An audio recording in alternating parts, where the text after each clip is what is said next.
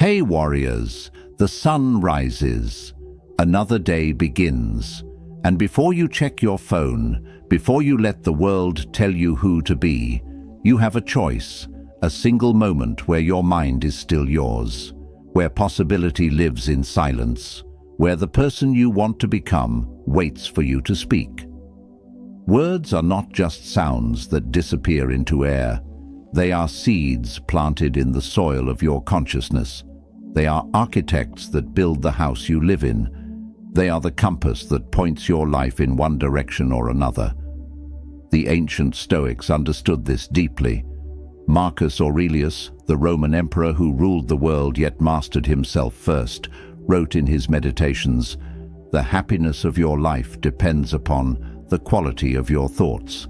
He knew that the battle for a meaningful life is won or lost in the theater of the mind, in those first quiet moments when you decide what voice gets to speak. Most people wake up and immediately surrender. They reach for their phones and let fear speak through news headlines. They let comparison speak through social media. They let worry speak through their mental replay of yesterday's mistakes or tomorrow's uncertainties. They give away their morning, which means they give away their day, which means they give away their life. But you are here because something in you refuses to accept that anymore. What if the words you speak to yourself in the morning are not just words?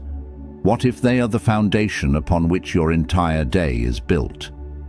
What if rewiring your mind is not about complicated techniques or years of therapy, but about 5 simple words spoken with intention, with belief, with the understanding that you are talking to the most important person you will ever know, yourself?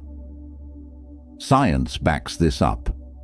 Neuroplasticity, the brain's ability to reorganize itself, shows us that our thoughts create neural pathways. Repeat a thought enough times, and it becomes a highway in your brain. Your mind literally reshapes itself based on what you feed it. The words you speak in the morning are the first meal your consciousness consumes. Make it nourishing. Make it powerful. Make it count.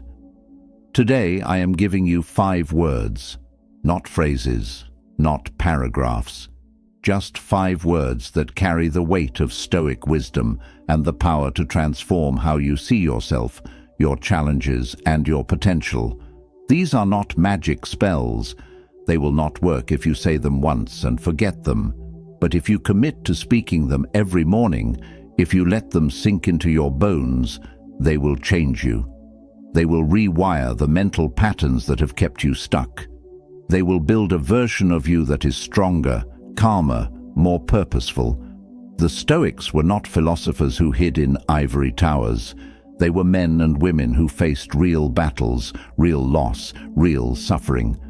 Epictetus was a slave who became one of history's greatest teachers. Seneca advised emperors while facing exile and death. Marcus Aurelius led armies while writing about inner peace.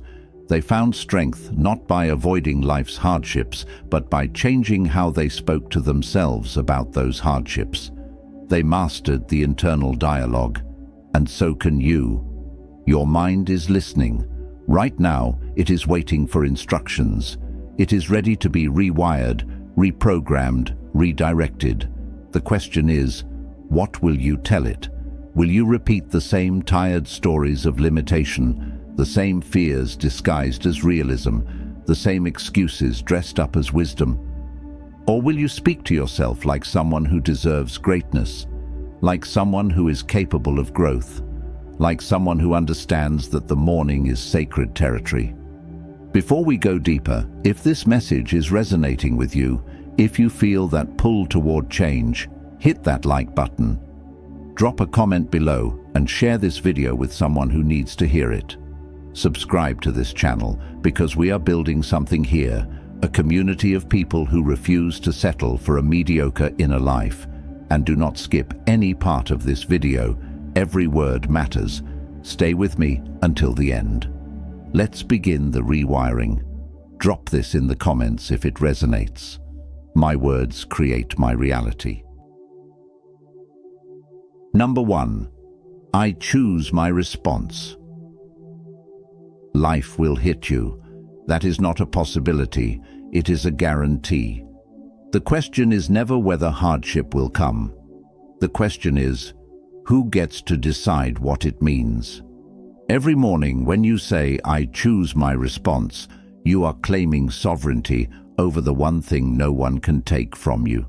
Not your circumstances, not your emotions in the immediate sense, but your response.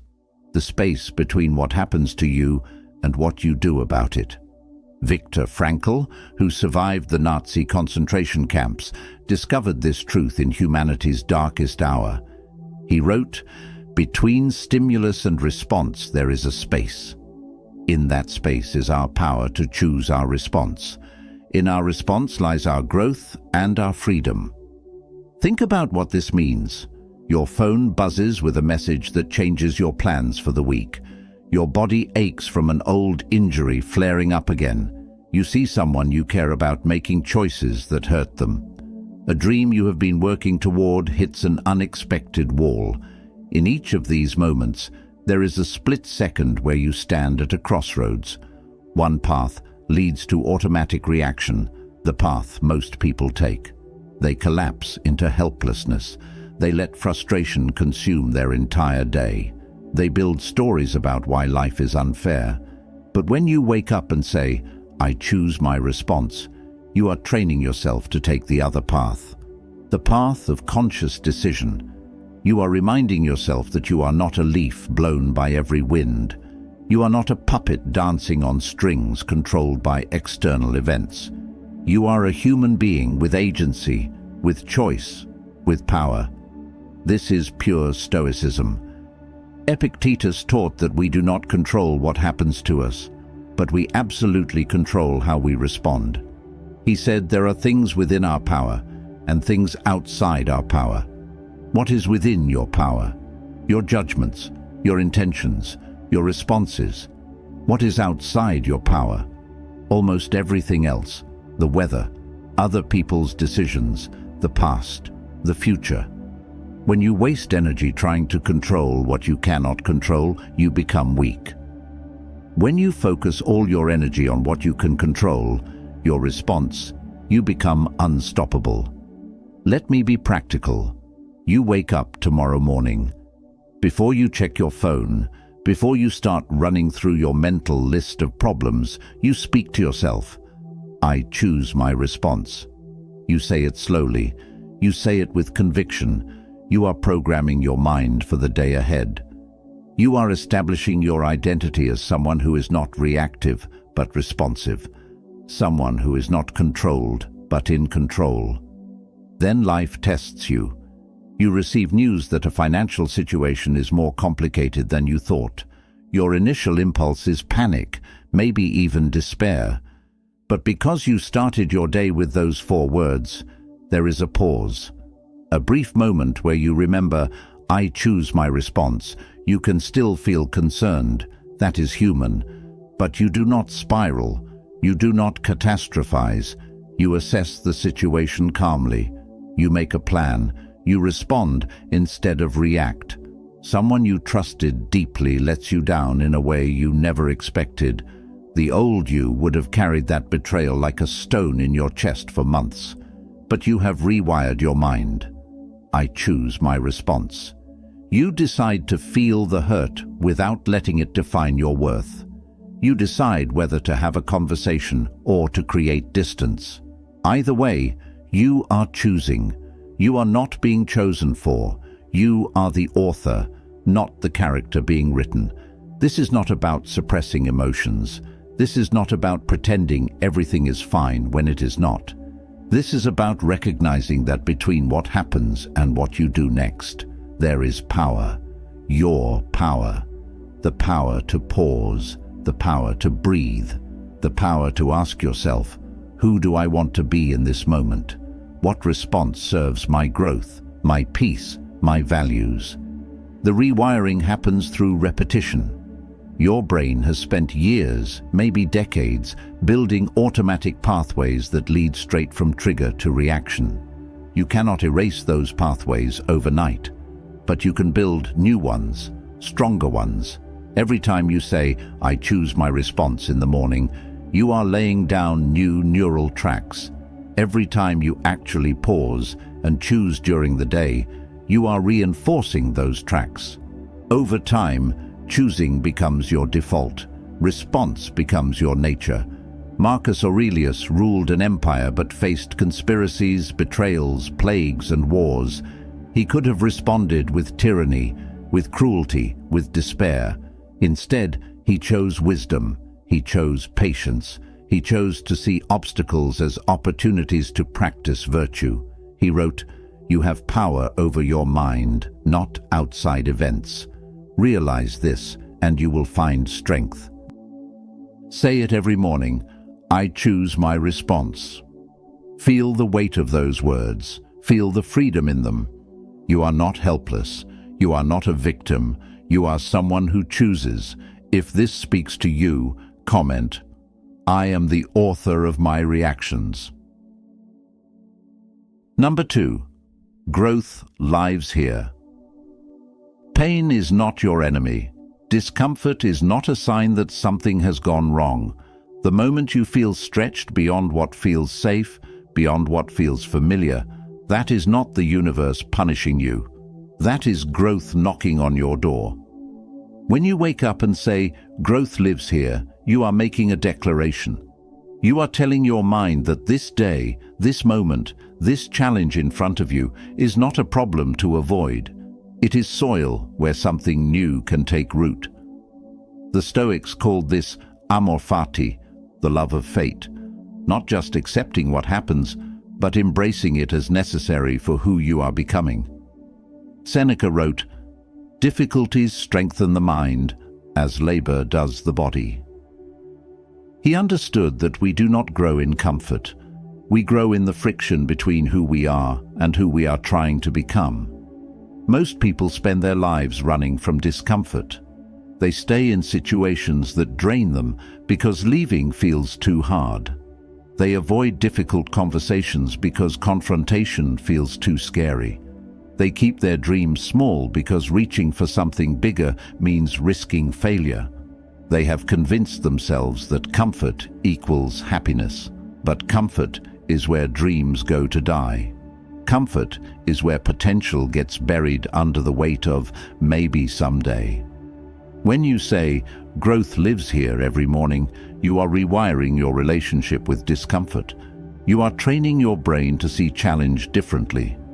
That anxiety you feel before trying something new, that is not weakness. That is your old self making room for your new self. That frustration you feel when progress is slow, that is not failure. That is depth being added to your character. That exhaustion you feel after pushing yourself, that is not breaking down. That is breaking through. Here is what this looks like in real life. You sit down to learn a skill you have been putting off for years. Maybe it is a language. Maybe it is an instrument. Maybe it is a craft you have always admired from a distance. The first attempts are clumsy. Your fingers do not move the way you want them to. Your mind cannot hold all the information at once. Every instinct tells you to quit, to go back to things you are already good at, to protect your ego from this humbling experience. But you started your morning with "Growth lives here." So you pause, you breathe, you recognize this feeling. This is not failure. This is the feeling of neural pathways forming. This is your brain literally changing shape to accommodate new knowledge. You stay with it. Not because it feels good, but because you have trained yourself to see discomfort as a sign you are on the right path. Or maybe the discomfort is emotional.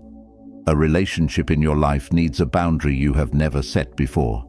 Your heart races at the thought of the conversation. Your mind offers you 1,000 reasons to stay silent, to keep peace, to avoid rocking the boat. The fear feels overwhelming because you are about to do something your nervous system has been programmed to avoid. Prioritize your needs when it might disappoint someone else. Growth lives here. Right here in this fear. Right here in this moment where you are choosing yourself, even though it is terrifying. The old neural pathways are screaming at you to retreat, but you are building new ones, stronger ones, ones that understand that loving yourself sometimes means making others uncomfortable, that respecting yourself sometimes means other people will not understand, that growing sometimes means outgrowing. Epictetus was born into slavery. He could have spent his life in bitterness, cursing his fate, wishing for different circumstances. Instead, he found freedom in the one place no chains could reach, his mind. He grew in those conditions, not despite them, but through them.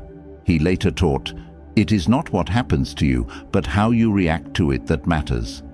His entire philosophy was born from finding growth in the harshest soil. This is not about toxic positivity. This is not about pretending hardship is a gift. Some things that happen to us are genuinely terrible. Grief is real, loss is real, injustice is real. But even in those dark valleys, even when growth feels like the last thing on your mind, the truth remains. You can either let suffering diminish you, or you can let it deepen you. You can emerge bitter, or you can emerge better. Not because suffering is good, but because you have the power to decide what you do with it. Say it every morning. Growth lives here. Say it when things feel easy and when things feel impossible. Say it when you are excited and when you are exhausted. You are teaching your mind to see every moment as an opportunity. You are building a version of yourself that does not shrink from challenge. You are becoming someone who understands that the best things in life live on the other side of what scares you most. Comment below if you're ready. I welcome the discomfort of becoming. Number 3. Today matters most. Yesterday is a ghost. Tomorrow is a promise no one can guarantee. But today? Today is breathing. Today is here. Today is the only canvas where you can actually paint. When you wake up and say, "Today matters most," you are pulling your consciousness out of two prisons that trap most people: regret about the past and anxiety about the future. You are anchoring yourself in the only moment that truly exists. The Stoics were obsessed with this truth. Marcus Aurelius wrote, "Confine yourself to the present." Not because the past does not matter or the future is not important, but because this present moment is the only place where your power lives.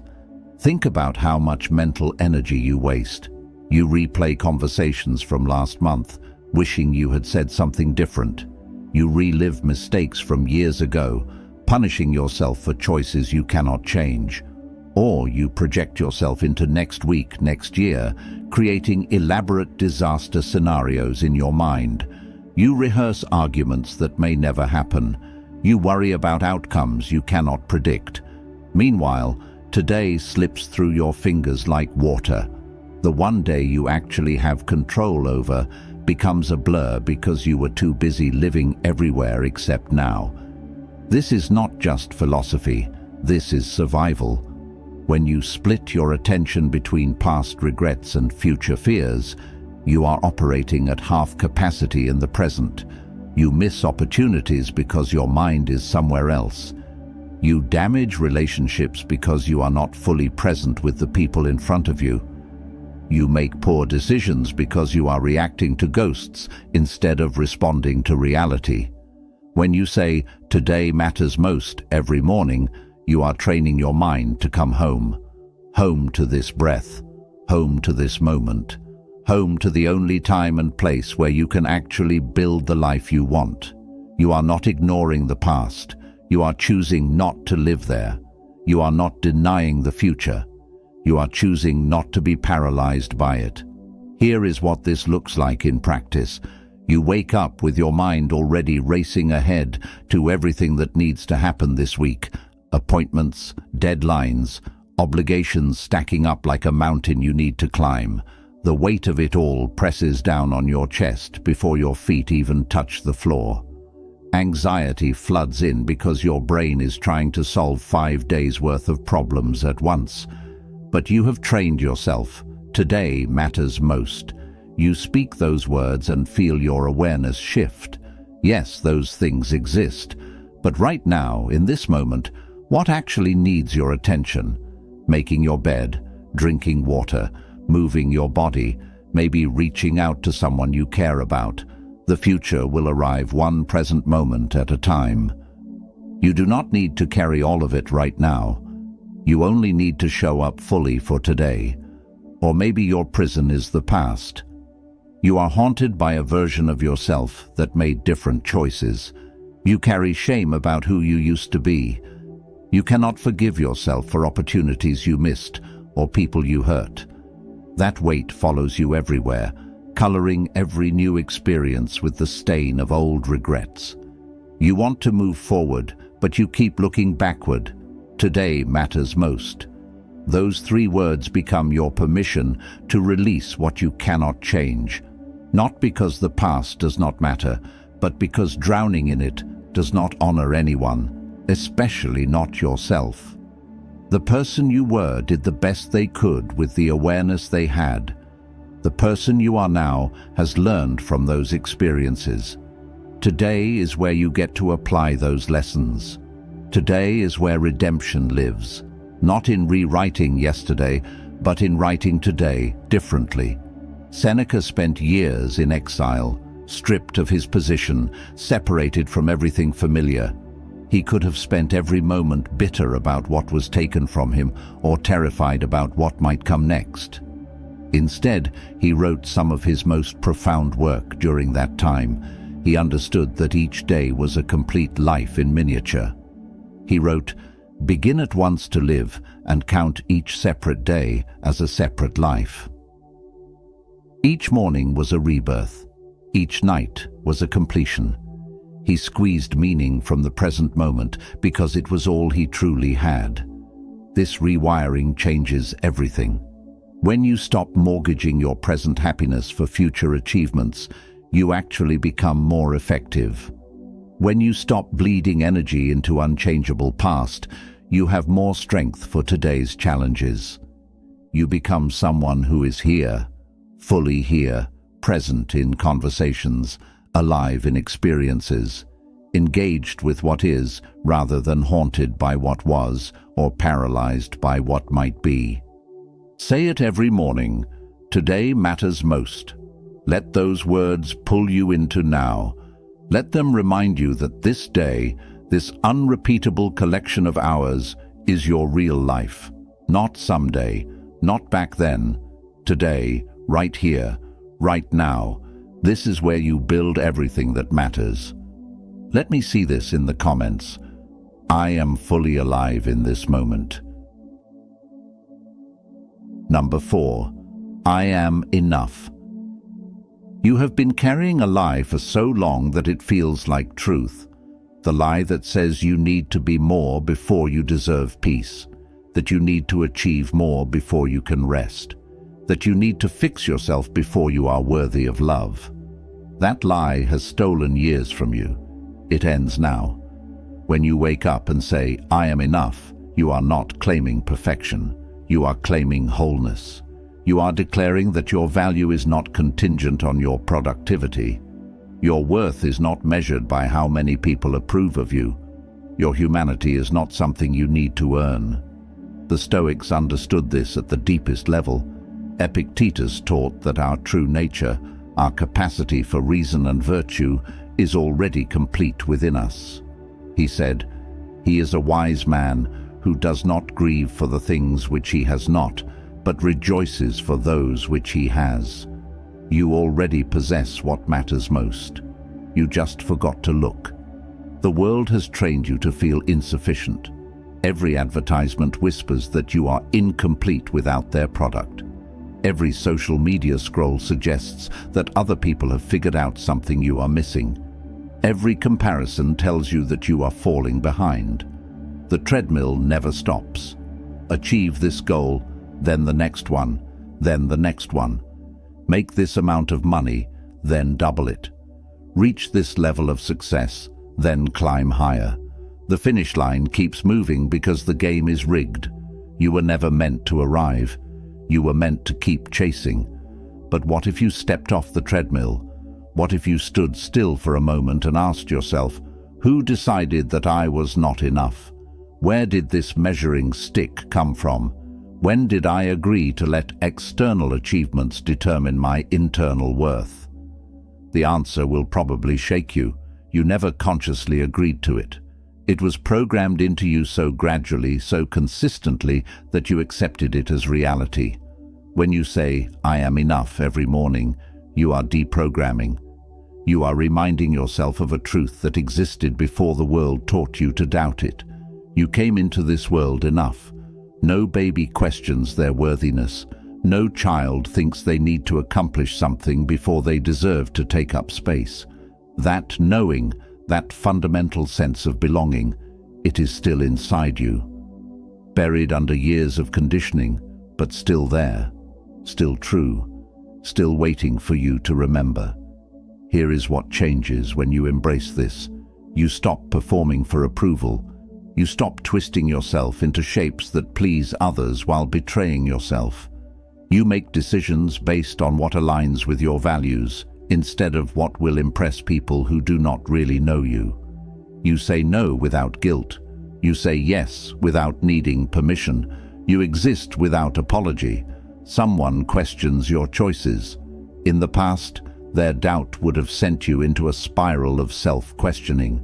You would have spent hours, maybe days, defending yourself internally, trying to prove to a phantom jury that you made the right call, seeking validation from people who are fighting their own battles with enoughness.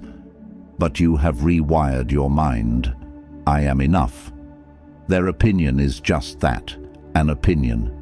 It does not define your reality. It does not determine your worth. You can consider their perspective without being destroyed by their disagreement. Or maybe the voice of not enough comes from inside. You look in the mirror and see every flaw magnified. You review your life and see only what is missing, never what is present. You compare your chapter 3 to someone else's chapter 20 and feel like a failure. The inner critic is relentless, picking apart everything you do, everything you are. It sounds like protection, but it is actually poison. I am enough. When you say those words, you are not silencing the inner critic permanently. You are choosing not to let it have the final word. You are acknowledging the voice without obeying it. You are saying, I hear you, but I do not serve you anymore. Your worthiness is not up for debate. Your enoughness is not determined by your thoughts about yourself on your worst days. Marcus Aurelius, the most powerful man in the known world, still struggled with this. He wrote reminders to himself about his own insignificance in the grand scope of the universe, not to diminish himself, but to free himself from the pressure of needing to be more than human. He knew that accepting his limitations was not weakness. It was wisdom. He wrote, "Very little is needed to make a happy life. It is all within yourself, in your way of thinking. Everything you need to be whole is already inside you." Say it every morning, I am enough. Say it even when, especially when, you do not believe it yet. You are not trying to convince yourself of a fantasy.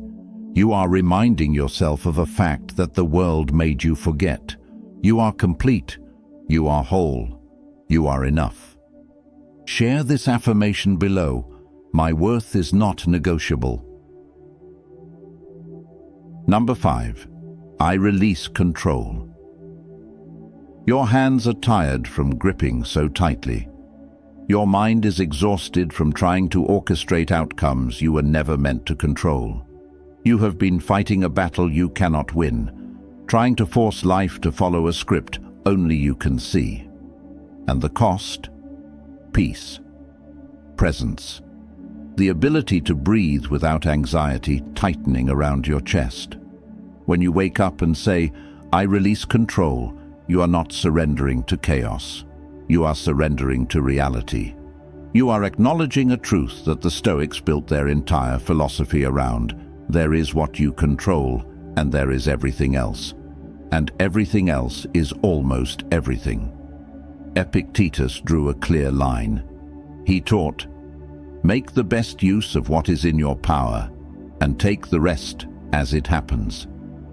This is not passivity. This is power, real power. The power that comes from knowing where your influence ends and acceptance must begin. Think about what you have been trying to control, other people's opinions of you, how quickly your dreams manifest, whether people you love make the choices you think they should make, the timeline of your healing, the behavior of strangers, the outcome of situations where you have done everything you can. You cannot control any of it, but you have spent so much energy trying, energy that could have gone toward what you actually can influence, your effort, your attitude, your growth, your responses. The illusion of control is seductive. It makes you feel safe. If you can just plan perfectly, anticipate every variable, manage every detail, then nothing bad will happen. But life does not work that way. The tighter you grip, the more life slips through your fingers. The more you try to micromanage outcomes, the more suffering you create for yourself. Because control is a myth, and chasing myths is exhausting. When you say, "I release control" every morning, you are practicing one of the most difficult and most liberating skills a human can learn. You are training yourself to distinguish between influence and control. You can influence many things. You can show up with intention. You can do your best. You can communicate clearly. You can set boundaries. You can make plans. But after that, after you have done what is yours to do, you have to let go. You have to trust. Not trust that everything will work out the way you want. Trust that you will be okay, regardless of how it works out. Here is what this looks like when it is real. You care deeply about someone who is making choices that hurt them. You have said what you needed to say. You have offered support. You have shown up in every way you know how. But they are still on a path you cannot walk for them. Every instinct in you wants to save them, to control their decisions, to force them into the life you can see they deserve. But you cannot. And the grief of that powerlessness sits heavy in your chest. I release control. You say those words and something shifts, not in their life, but in yours. You can still love them. You can still be available, but you stop carrying responsibility for choices that are not yours to make. You stop letting their journey steal your peace.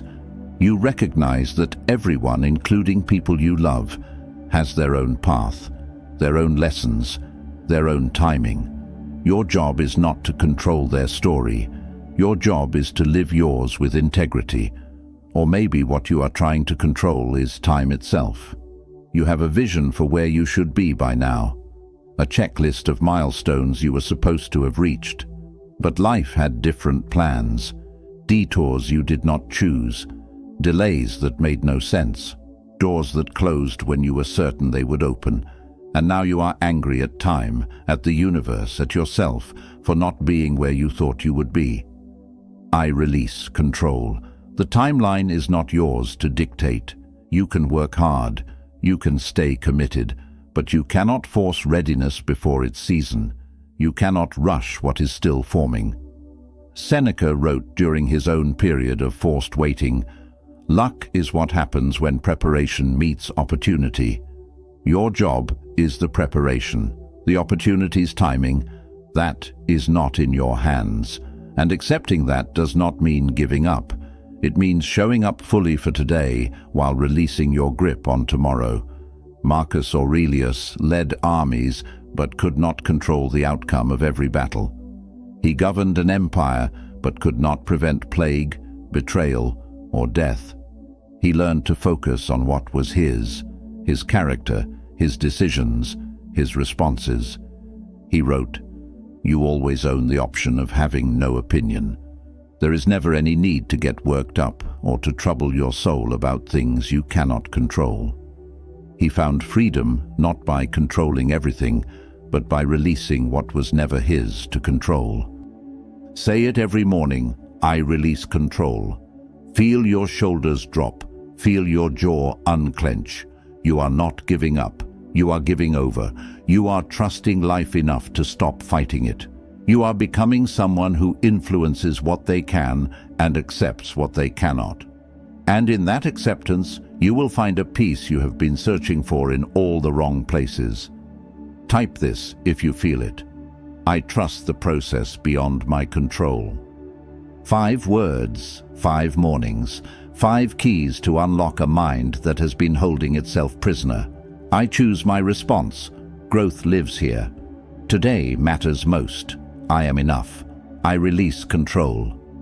These are not just words. They are the foundation of a new internal architecture.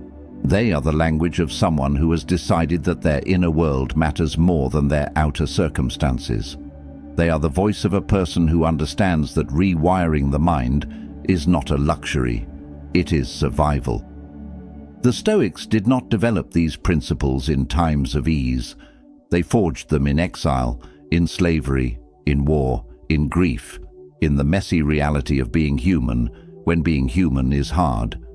They left us a roadmap, not because they had all the answers, but because they asked the same questions you are asking now.